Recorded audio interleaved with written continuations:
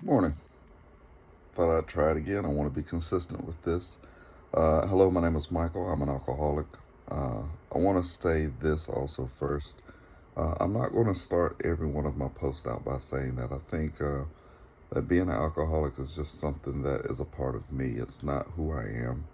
I think it's a part of me that I'm proud of because I think without me admitting that, uh, I forget where I've been. I have been that. I relied on alcohol daily to cope, to live my life. It was everything I thought that I needed.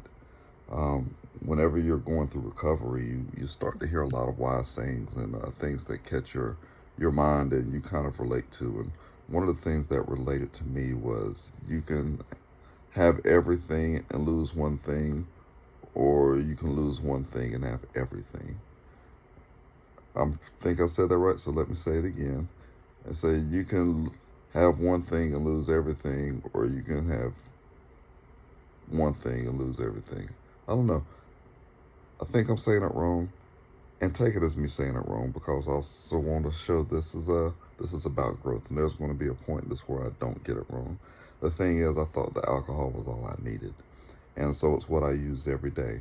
It's I couldn't wait. I would go on breaks at work. Uh, I would think that I was doing things for my family, or say that I was doing things for my family. So I loved being the caregiver at that point, or that's what I thought.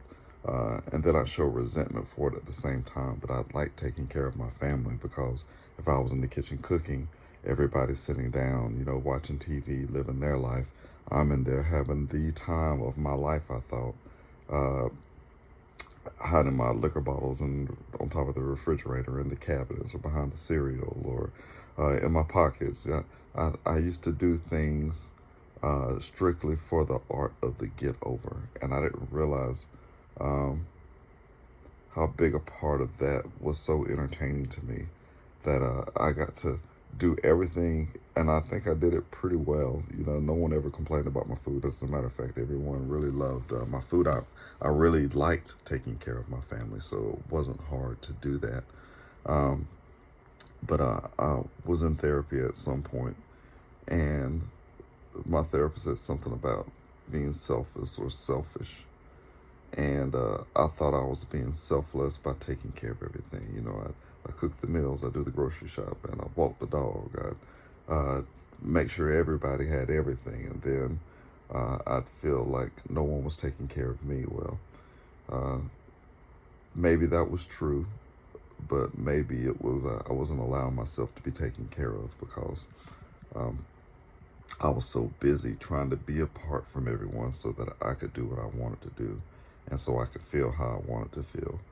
And that's something that I didn't realize that alcohol was taken away from me until after the fact, until the time that you get to spend with yourself, until the time that you get to uh, really reassess everything that you were doing, everything that you've done, everything that you didn't take advantage of while you were doing what you were doing, or while I was doing what I was doing. And I want to try to change my language also. I want to start making this an I thing because these are the things that I did. We all are going to do something different um, within our lives, and we're going to do it for different reasonings. But this is what I did because it's what I thought I had to do. Um, so either way, my thought for today was about decisions. And it's important that we kind of start making decisions. The decision to get sober was um, something that was kind of hard for me. I was almost ready to pick death over sobriety. I didn't think there was anything else besides coping. Dealing with the problem was, dealing with something hard, and I didn't realize that I was my own problem. I wasn't dealing with my own problems. And maybe that's the hardest thing because maybe we think that we're okay. Maybe we think that we're just, or I thought that I was just a victim of my own circumstance. It's like this is what cards I was dealt. And so I continued to deal myself bad cards every day, dealt myself a new bad hand because I thought that externally everything was all right or internally everything was all right. But I had to come down to making decisions about what I needed to do to change my life. And So that was a very hard day. I remembered it was April the 8th, 2024. When I sat down and I really thought, I had several bad days behind me, and I had the grace and gratitude. I had the grace of people who did care about me to give me a few days to take care of myself. Like I said, I have a long story, um, and I can't wait to share more of it. But I think, one of the best things that you can ever do is decide. Uh, this process I'm deciding right now is going to start out a little rough because uh, as an alcoholic and as a man in recovery, I'll go ahead and say that. And I think I'll also start using that language. I'm in recovery. I'm not going to say I'm always going to be 100% right. I just know I'm 100% going through this, and I'm 100% trying all the time to be the best version of myself. But I've decided that I want this to start out a little rough. So at the beginning, and if you're here from the beginning, I really appreciate you because this is where I'm being most vulnerable. I'm not going to have any edits probably within my first few videos. Um, they say nobody really watches your first ones anyway, so I'm kind of counting on that. But I'm hopeful that the people who do choose to watch my first videos learn about who I really am and what I've really been to. So like I said, I'm deciding to just shoot this how I shoot it. I might look rough sometimes. You want to see me go through some changes, I'm sure you will. I have a lot of plans coming up.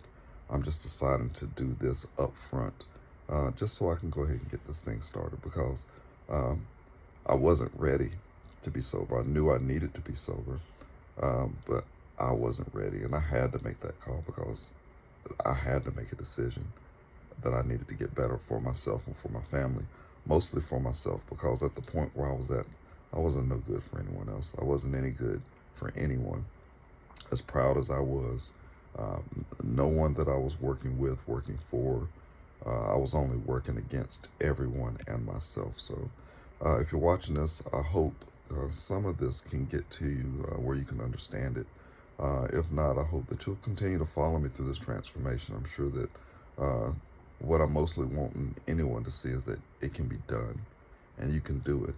And it does take time. It does take you making the tough decision. Um, and, I say this, to people that I love and that I care about. And honestly, I have to say it to myself.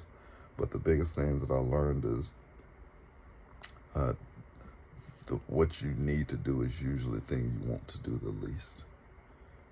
And I hope you can apply that in your life, as far as what I want to do: go to the gym, be sober, uh, pay my bills on time, set up a strategy for my life.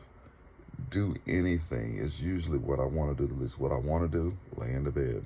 What I want to do, watch Breaking Bad. What I want to do, eat a box of Pop-Tarts. What I want to do isn't good for me. But what I don't want to do is going to help propel me further. So I don't want to shoot this. I don't want to look vulnerable. I don't want people laughing at me. But I think until I can accept that this is the position I put myself in, uh, I won't know where I could be or should be because I won't be doing the things that it takes to get there. So I hope you find this informative. I hope that my first followers really appreciate this because this is the most vulnerable that I can be right now. All right, have a good day. Until next time.